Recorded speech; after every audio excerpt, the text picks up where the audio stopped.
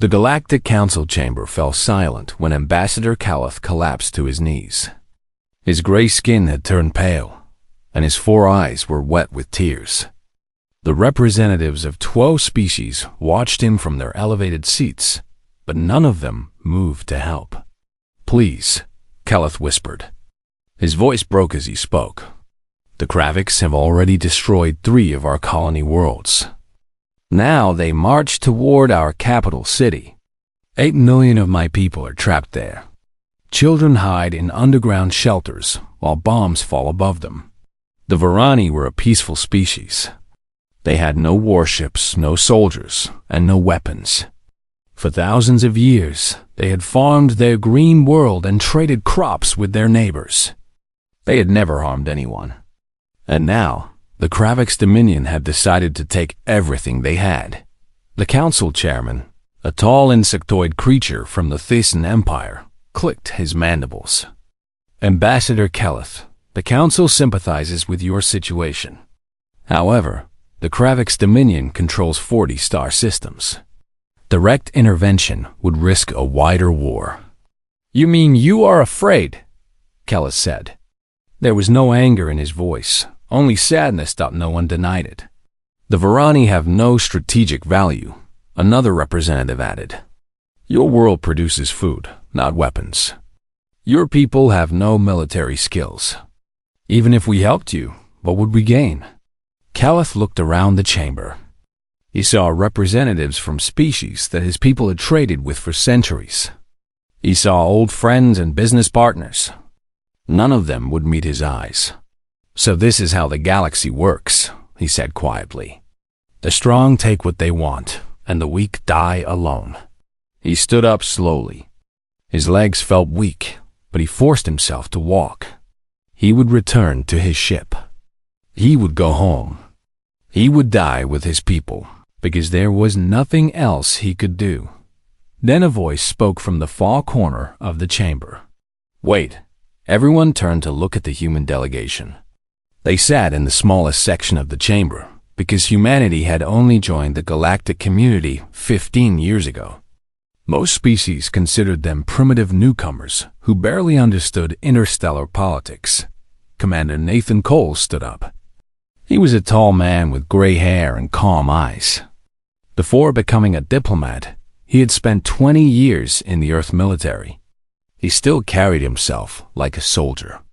"Ambassador Calith," Cole said, "tell me more about your situation. How many civilians are trapped? What are the enemy numbers? How long can your people hold out?" The council chairman made a sound of irritation.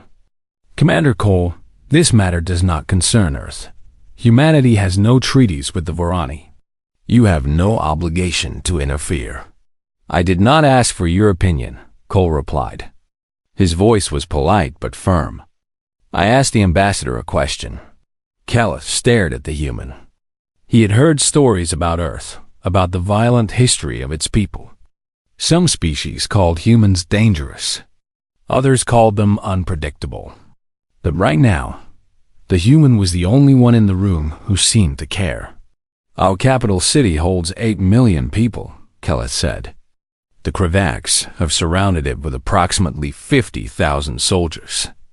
Our people have retreated to shelters beneath the city, but those shelters were never designed to withstand a siege. We have food for perhaps 2 weeks. After that," he could not finish the sentence. Cole nodded slowly. "And the Kravix fleet in orbit?" 12 warships. They are blocking all evacuation attempts. 3 civilian transports tried to escape yesterday. The Kravix destroyed all of them. The chamber was silent again. The numbers were terrible.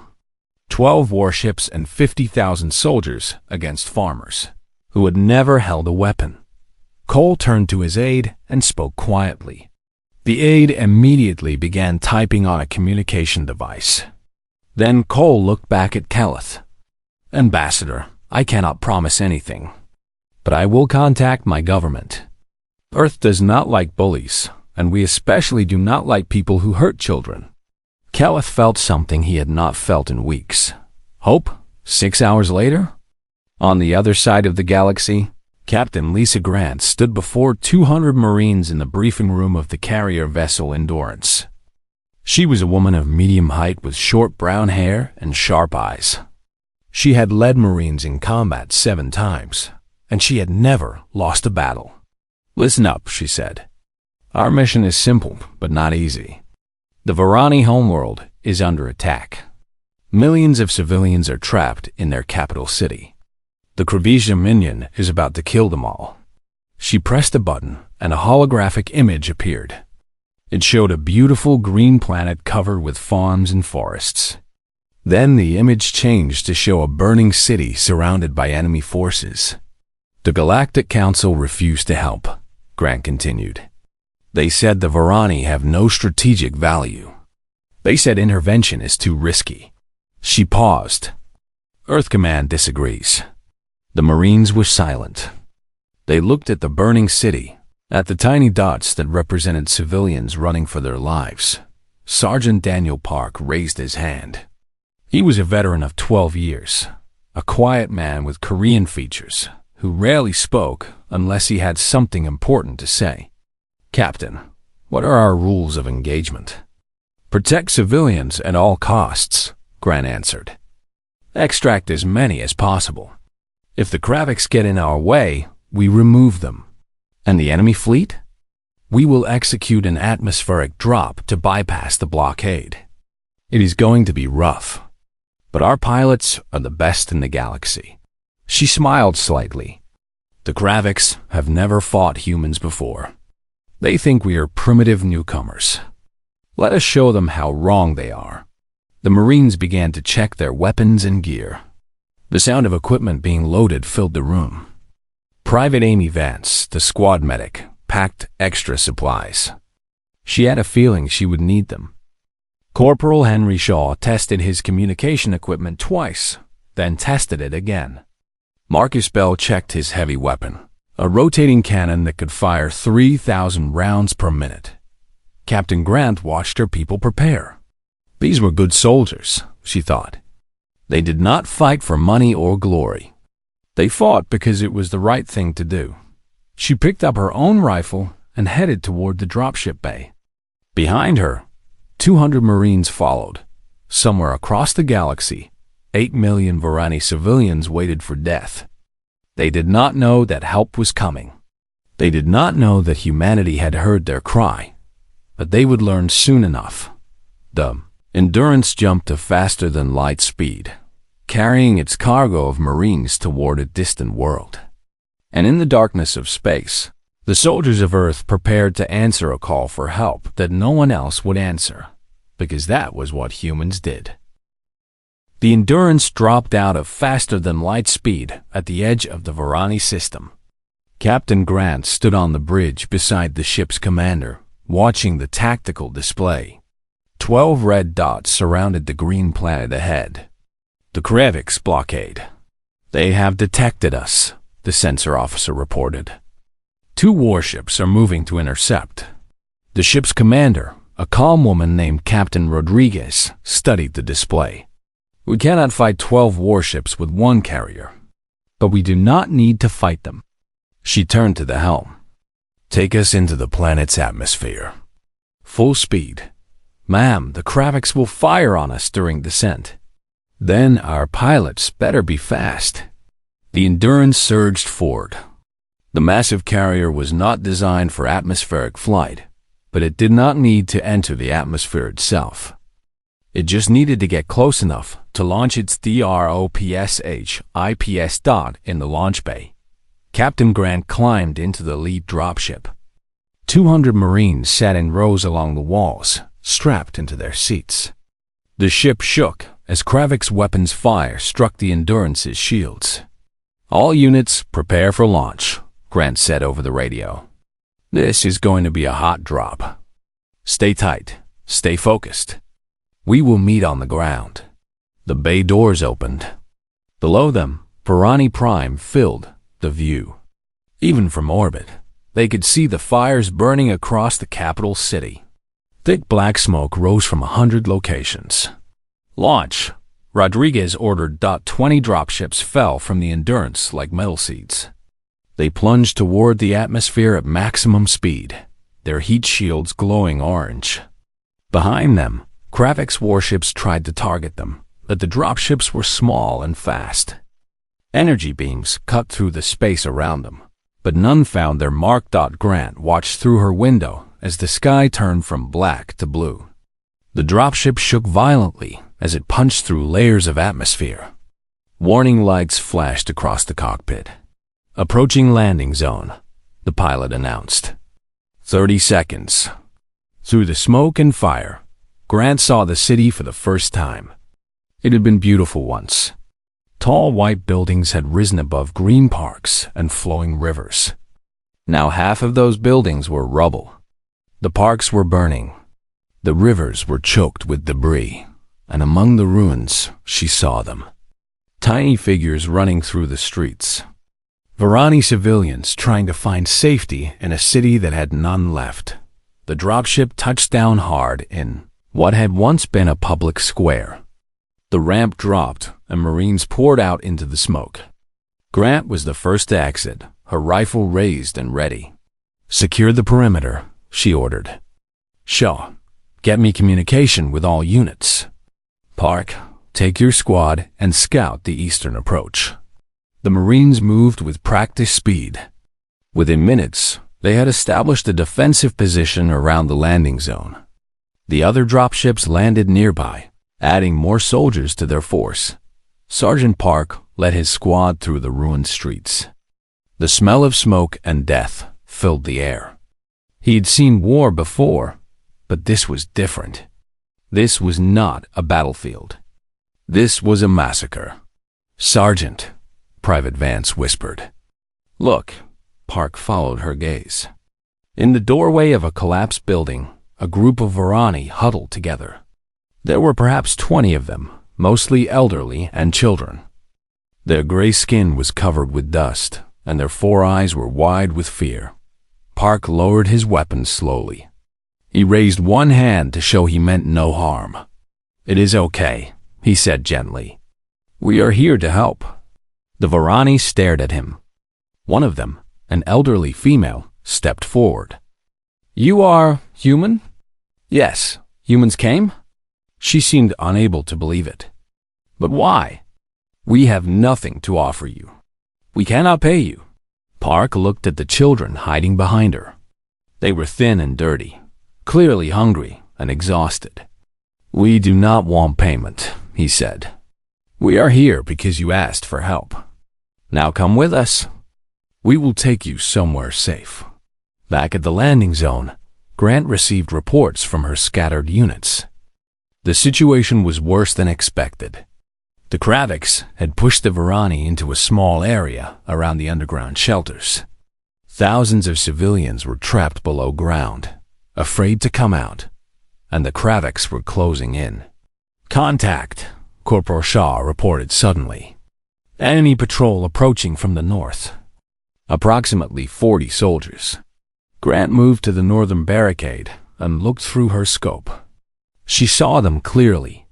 The Kravix were tall creatures, nearly 8 feet in height. They wore black armor and carried heavy weapons. They moved with the confidence of soldiers who had never lost a battle. The Kravix. Patrol stopped when they saw the human position. Their leader studied the Marines with obvious confusion. These were not Varani. These were something else. He spoke into a communication device, then approached with his weapon lowered. He seemed to think this was some kind of mistake. "Aliens," he called out in the galactic common language. "You do not belong here. This is Kravix territory now. Leave, and we will let you live." Grant stepped forward. "This is Varani territory. The civilians here are under our protection. Leave, and we will let you live." The Kravix leader laughed. It was an ugly sound. "You threaten us? We are the Kravix Dominion. We have conquered 40 worlds. Who are you?" "We are humans," Grant said. "And we do not care how many worlds you have conquered. These people asked for help. We answered." The Kravix stopped laughing. Something in Grant's voice made him uncertain. But his pride would not let him back down. He raised his weapon. Grant shot him before he could fire. Her bullet struck his helmet and knocked him backward. For a moment, everything was still. Then chaos erupted. The Kravix opened fire. The Marines returned fire. The sound of weapons filled the air. Energy beams and bullets crossed in the smoke-filled streets. The battle for Varani Prime had begun. Marcus Bell opened up with his heavy weapon. The rotating cannon roared as it sent a stream of bullets into the enemy position. Kravix soldiers fell one after another, their armor unable to withstand the assault. Within 3 minutes, the patrol was destroyed. 40 Kravix soldiers lay dead in the street. The Marines had suffered one casualty. Private Vance had taken an energy blast to her side while pushing a Varani child to safety. She was wounded, but alive. Grant looked at the bodies of the enemy soldiers. She felt no satisfaction, only grim determination. "Shaw," she said, "contact the Endurance. Tell them we have engaged the enemy. And tell them to send more ammunition." Somewhere in the city, a Kravix commander received the report of the destroyed patrol. He stared at the screen, unable to understand what had happened. Humans. He had heard of them.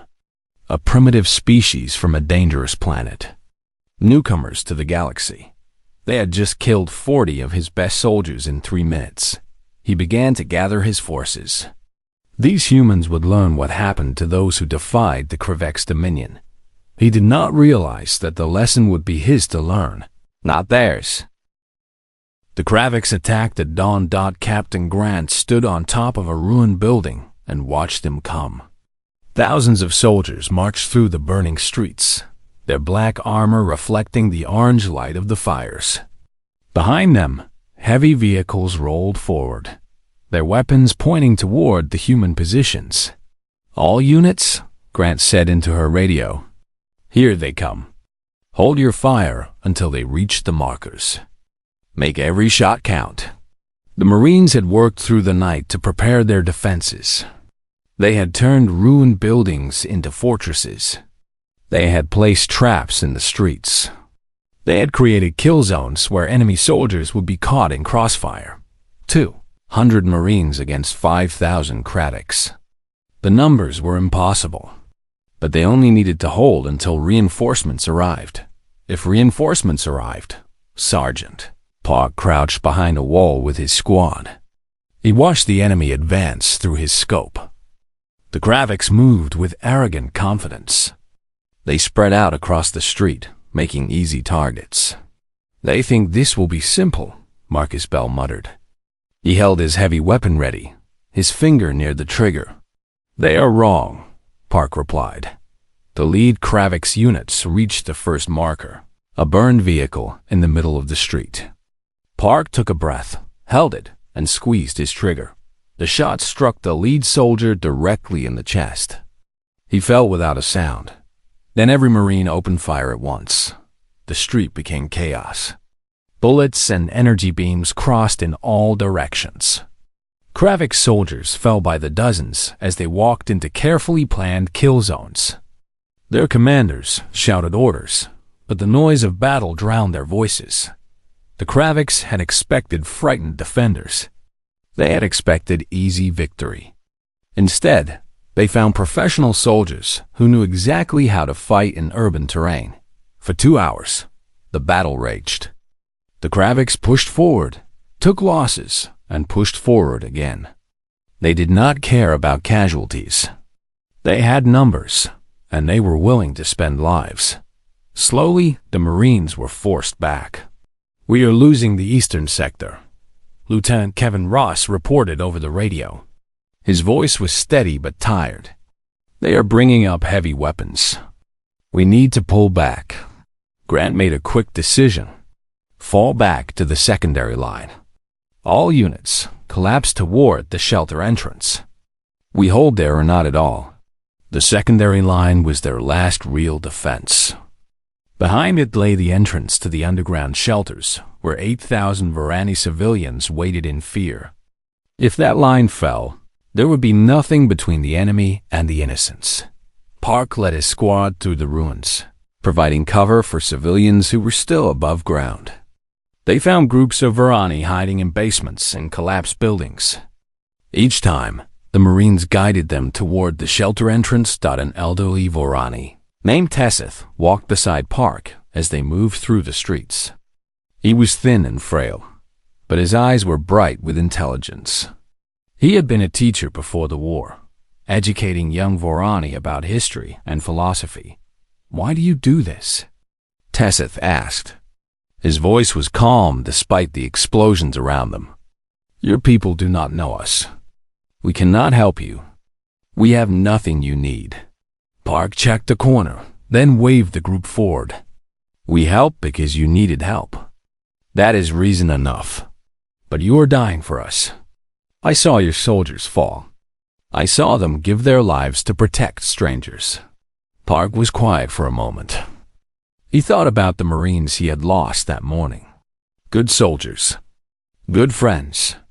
They had died in streets far from home, fighting for people they had never met. "Someone has to stand up," he finally said. "Someone has to say that this is wrong and be willing to do something about it. Today, that someone is us." Tessith studied the human soldier. He had lived for 80 years, and he had never met anyone like this. The Varani were a peaceful people. They believed in avoiding conflict. But these humans ran toward danger to protect others. "Your species is strange," Tessith said softly. "And wonderful?" They reached the shelter entrance. Thousands of Varani crowded around the massive doors, waiting to descend into safety. Marines stood guard around them, forming a thin line against the approaching enemy. Grant was there, directing traffic, organizing defenses, and somehow remaining calm despite everything. A bandage covered her left arm where a piece of debris had cut her, but she ignored the wound. "Shaw," she called. "What is our ammunition status?" Corporal Shaw checked his tablet. His face was grim. "We are down to 30%, Captain. At current rate of fire, we have maybe 2 hours left." "And reinforcements?" "The Endurance reports that the 3rd Marine Division is en route. Estimated arrival time is 12 hours. 12 hours. They had ammunition for 2. Grant looked at her soldiers. They were exhausted, wounded, and outnumbered. But none of them showed fear. They stood at their positions, checked their weapons, and prepared to fight. "Then we make every bullet count," she said. "And we hold this line until our people arrive." The Crevice assault resumed in the afternoon. Commander Sorath, the enemy leader, had brought up his entire force. He was tired of these strange aliens who refused to die. He would crush them with overwhelming numbers. Wave after wave of Kravik soldiers charged toward the Marine position. Wave after wave fell under human fire. But each wave got a little closer. Each wave cost the Marines precious ammunition. Marcus Bell's heavy weapon ran dry. He picked up a rifle from a fallen comrade and kept fighting. Amy Vance, still wounded from the first day, moved between positions, treating the injured and returning them to the fight. Lieutenant Ross fell when an energy beam struck his shoulder. Park pulled him to safety and took command of his platoon. The line grew thinner, but it did not break as the sun began to set. The Marines had been pushed back to their final position. 100 soldiers stood between the enemy and the shelter entrance. Behind them, 8,000 Varani civilians huddled in the darkness below, praying to gods they were not sure existed. Grant stood at the center of the line. Her rifle was almost empty. Her body ached with exhaustion, but her eyes were clear and determined. "This is it," she said to her soldiers. "Whatever happens next, I am proud to serve with every one of you. We came here to save people, and we have done that. No matter what comes through that smoke, we stand together." The Marines tightened their grips on their weapons. Some of them whispered prayers. Others simply nodded in the distance. The sound of Kravik's forces gathering for the final assault echoed through the ruined city. Thousands of enemy soldiers prepared to overwhelm the last human defenders. And then, from above, came a different sound. It was the sound of engines. Many engines. Coming fast. Grant looked up. Through the smoke and fire, she saw shapes descending from the sky. Dropships. Dozens of them. And they were not Kravix. They were human. Corporal Shaw grabbed his radio, his hands shaking. "Captain, the Endurance is reporting contact with the 3rd Marine Division. They arrived early." He laughed, a sound of pure relief. Colonel Mendez sends her compliments. She says the cavalry has arrived. Grant allowed herself a smile. Then she turned back to face the enemy. "Hold the line," she ordered. "Our people are here." Commander Soros stood at the head of his army and smiled. The humans had fought well, he admitted. Better than he had expected. But now they were broken, exhausted, out of ammunition. His 5,000 soldiers would sweep over their position and finish this. "All units," he ordered. "Final assault. Leave no survivors." His soldiers surged forward with a roar. The ground shook under their feet. Victory was moments away. Then the sky opened up. The first dropship came through the smoke like a metal monster, its weapons blazing. Heavy cannons tore into the Kravix formation, cutting soldiers down by the hundreds.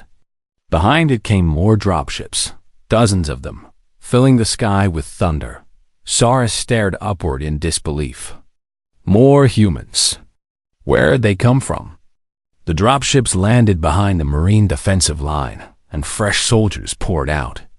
These were not tired survivors. These were rested warriors with full ammunition and fierce determination. They charged past the exhausted defenders and crashed into the Kravix. Advanced like a wave against rocks, Colonel Rita Mendez led the assault personally. She was a tall woman with black hair and eyes that showed no mercy. The 3rd Marine Division had pushed their ships to dangerous speeds to arrive early. They had seen the desperate situation from orbit, and they had come down fighting. "Push them back," Mendez commanded. "All units advance. Show these aliens what humans are made of." The battle transformed in moments. The hunters became the hunted. Kravix soldiers who had expected easy victory suddenly found themselves facing an enemy that refused to lose. Captain Grant watched the reinforcements pour past her position. She wanted to join them, but her body would not cooperate. The exhaustion of 2 days of constant combat finally caught up with her. She leaned against the wall and allowed herself to breathe. Sergeant Park appeared beside her. His uniform was torn and bloody, but his eyes were still sharp. "Captain, Colonel Mendez has taken command of the assault. She requests that our unit secure the civilian shelter." Grant nodded weakly. "Then let us do that. Our people are not safe until the enemy is completely defeated." She pushed herself off the wall and gathered her remaining soldiers. 100 Marines had held against thousands. 11 of them had died. Many more were wounded. But they had done their job. The Marines moved to surround the shelter entrance, creating a final ring of protection around the Varani civilians. Through the streets around them, the battle continued to rage. Kravix soldiers tried to retreat, but human forces blocked every escape route. The precision and coordination of the human assault was devastating. Marines worked in perfect teams, covering each other, advancing steadily, giving the enemy no chance to recover.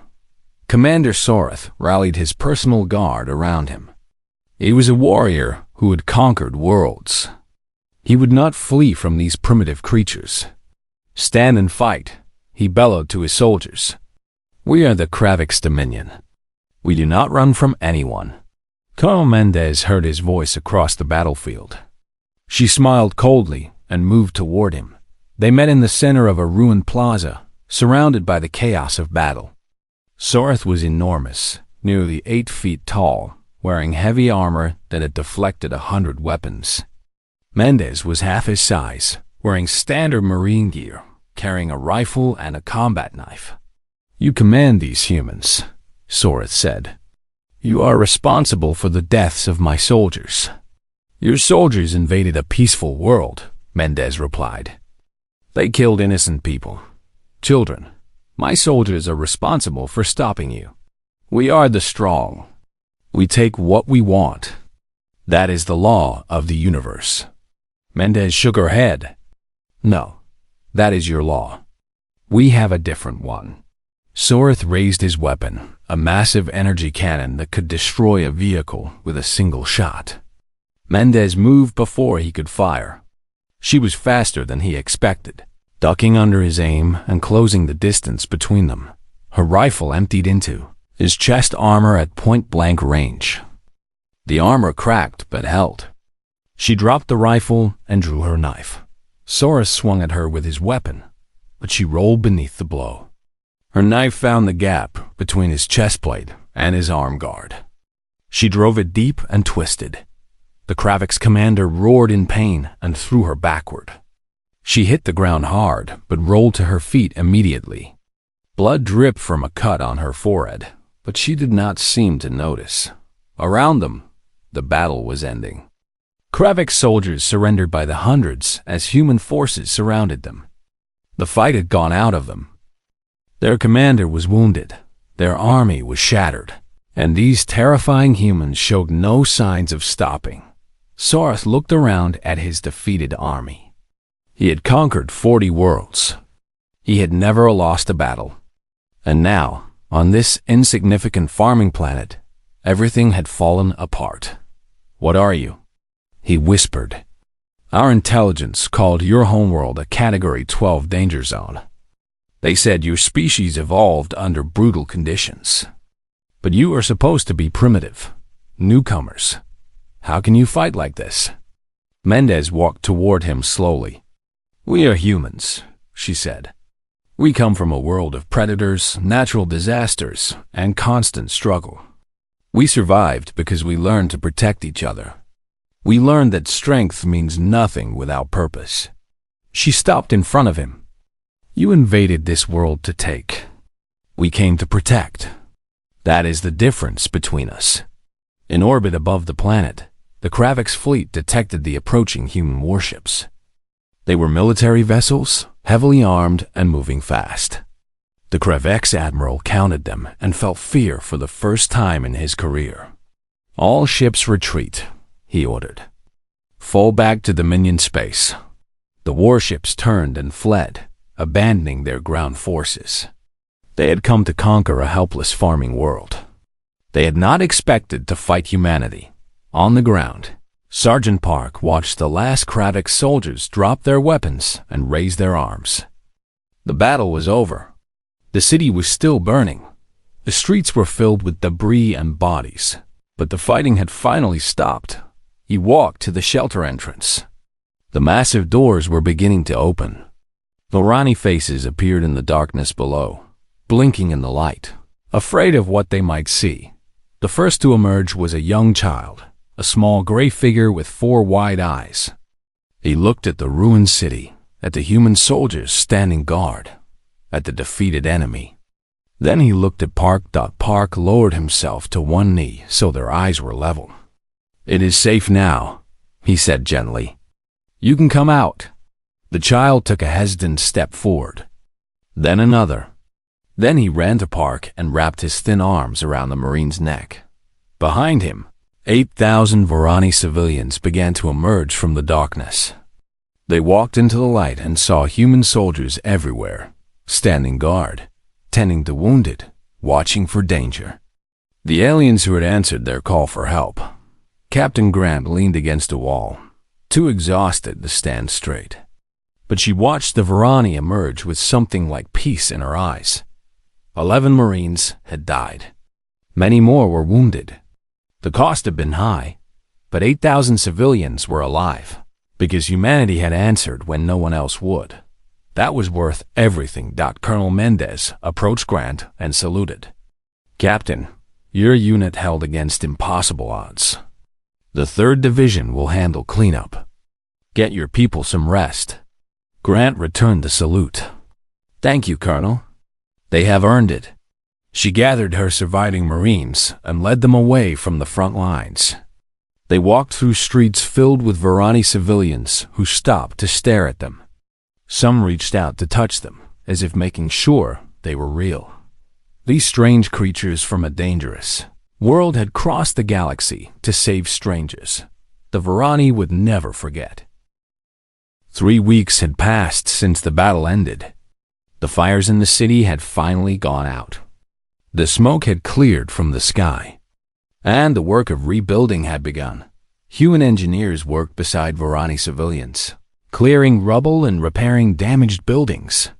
Medical teams had set up stations throughout the city, treating the wounded and sick.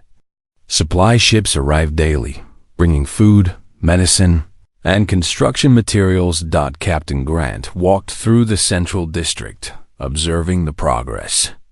Her arm was still bandaged, but she had refused to leave the planet until her mission was complete. The Varani needed help, and she would not abandon them. A group of Varani children ran past her, laughing and playing. They showed no fear when they saw the human soldiers. Instead, they waved and smiled. Some of them carried small toys that Marines had given them. Grant smiled back. This was why they had come. This was why her soldiers had died. She continued walking until she reached a quiet area at the edge of the city. There, in a small garden that had somehow survived the bombing, stood 11 simple markers. Each one bore the name of a human Marine who had fallen in the defense of Varani Prime. Sergeant Park stood before the markers, his head bowed. He had come here every day since the battle ended. He knew each name on those stones. He had served beside them, fought beside them, watched them die. Grant approached quietly and stood beside him. For a long moment, neither of them spoke. Private Vance says she wants to stay, Park finally said. Even after her wounds heal, she wants to help with the medical teams. I know, Grant replied. I approved her request this morning. Park nodded slowly. These people have no one else. The galaxy abandoned them. We are all they have. Not anymore. Grant looked at the names on the markers. Because of what we did here, because of what these soldiers gave, the Varani will never be alone again. In the Galactic Council chamber, Ambassador Kelleth stood before the assembled representatives. He was different now. The desperate, broken creature who had begged for help was gone. In his place stood someone who had seen the best that the universe had to offer. Behind him, a large screen displayed images from Varani Prime. The representatives watched in silence as the story unfolded. They saw human dropships descending through fire. They saw Marines carrying Varani children to safety. They saw soldiers standing over wounded civilians, protecting them with their own bodies. They saw the 11 graves. These images come from the battle for my homeworld, Kelleth said. When we called for help, this council turned away. You said we had no strategic value. You said the risk was too great. He paused, letting his words settle over the chamber. The humans did not ask what we could offer them. They did not calculate the risk. They simply came. His voice grew stronger. They sent their sons and daughters to fight for strangers. 11 of them gave their lives so that our children could live. The council chairman shifted uncomfortably in his seat. Ambassador, the council regrets the tragedy your people suffered. But surely you understand the political complexities involved in such decisions. I understand perfectly, Kelleth replied. I understand that when darkness came for my people, you looked away. And I understand that one species looked toward us instead. Commander Nathan Cole stepped forward. He had watched the debate in silence, but now he felt it was time to speak. The Varani called for help, he said. We answered. That is the human way. We do not ask if helping others is convenient. We do not calculate the value of innocent lives. When someone needs help, and we can provide it, we act. A representative from the Thesan Empire stood up. Commander Cole, Your species has been part of the galactic community for only 15 years. You do not understand how things work here. The strong survive, the weak do not. That is the natural order." Cole smiled. It was not a friendly smile. "We understand perfectly. We simply reject your natural order." He looked around the chamber. Humanity did not become strong by abandoning each other. We became strong by standing together. And we will extend that principle to anyone who asks for our help, even if it means war. Even then, the chamber fell silent. The other species looked at the human delegation with new eyes. These creatures were not the primitive newcomers they had assumed. They were something else entirely. Something that did not fit into the established order of the galaxy. Not something that might change everything. On Varani Prime, the memorial ceremony began at sunset. Thousands of Varani civilians gathered in the garden where the 11 markers stood. Human Marines stood at attention around the perimeter. Their uniforms clean, their faces solemn. The elderly teacher, who had walked beside Sergeant Park during the battle, stepped forward to speak. His voice was old and thin, but it carried across the silent crowd. Before the humans came, we believed that the galaxy was cold and indifferent. We believed that might made right, that the strong took from the weak, and that no one would ever stand beside us in our time of need. He looked at the human soldiers standing guard. We were wrong. The humans taught us that there is another way. They taught us that courage is not the absence of fear, but the choice to stand anyway. They taught us that true strength is measured not by what you can take, but by what you are willing to give. He gestured to the 11 markers. These 11 humans gave everything for people they had never met. They crossed the stars to protect strangers. They died so that our children could live. His voice trembled with emotion. We will never forget them. Their names will be taught in our schools. Their story will be told for generations. And whenever darkness threatens our people, we will remember that we do not face it alone. A young Varani child stepped forward. He was the same child who had embraced Sergeant Park on the day the fighting ended. In his small hands, he carried a flower, a simple bloom from the garden that had survived the war. He walked to the nearest marker and placed the flower at its base. Then he turned and looked at Park, who stood nearby.